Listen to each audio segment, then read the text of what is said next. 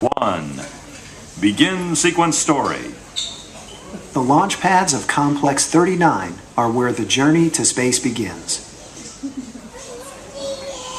This is where months of preparation come down to a final few hours. The launch countdown. The count starts formally about 2.5 days before the moment of liftoff.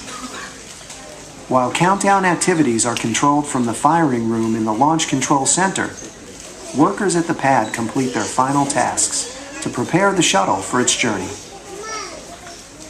The launch pad structures, designed and built by Kennedy Space Center engineers, provide workers access to the shuttle while protecting it from contamination and damaging weather.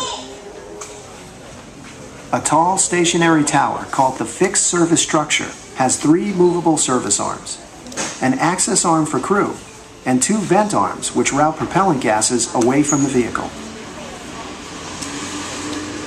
Atop the fixed service structure is the lightning mast, which protects the tower and the shuttle from lightning strikes. The rotating service structure provides protected access to all the shuttle's critical points. It also has a clean room, which allows installation and work on the payload inside. An inflatable seal closes the gap between the shuttle and the structure, allowing the payload bay doors to be open without risk of exposing the payload to dust and dirt contamination.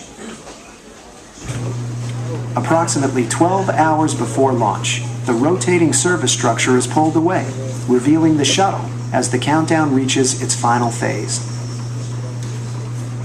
6 hours before liftoff, all but a handful of workers leave the pad, as extremely cold liquid oxygen and liquid hydrogen are loaded into the external tank through an intricate system of pipes and valves. As the interior propellant tanks fill, some of the propellant turns to gas and must be released safely. A vent hood called the beanie cap collects the oxygen vapors, routing them away from the tip of the tank to prevent the buildup of ice. Potentially explosive hydrogen gas is also routed away from the tower to a flare stack where it can safely burn off.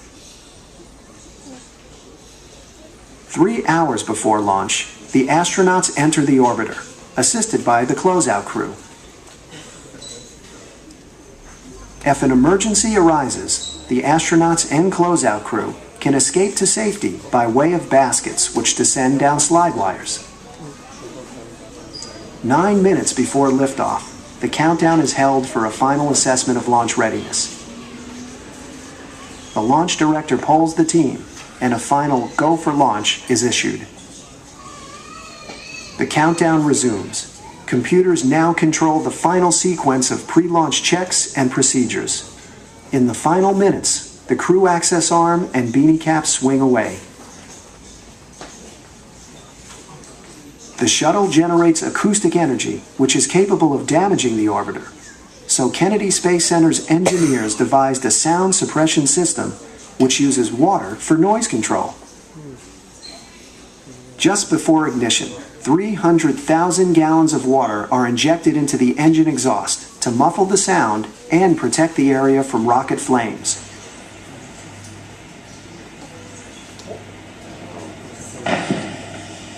Sparklers ignite under the main engines to ensure that no hydrogen vapors are present. Main engines fire. 6 seconds left until liftoff. Still attached to the platform by 8 bolts with explosive nuts, the shuttle bends forward and then back. Umbilical systems and the hold-down bolts must remain attached until the final moment, just in case there is an engine cutoff, which aborts the launch. Simultaneously, the solid rocket boosters are ignited, the 8 explosive nuts detonate, and the umbilical connections release. The space shuttle lifts away from Complex 39 on another mission to explore and develop the frontier of space.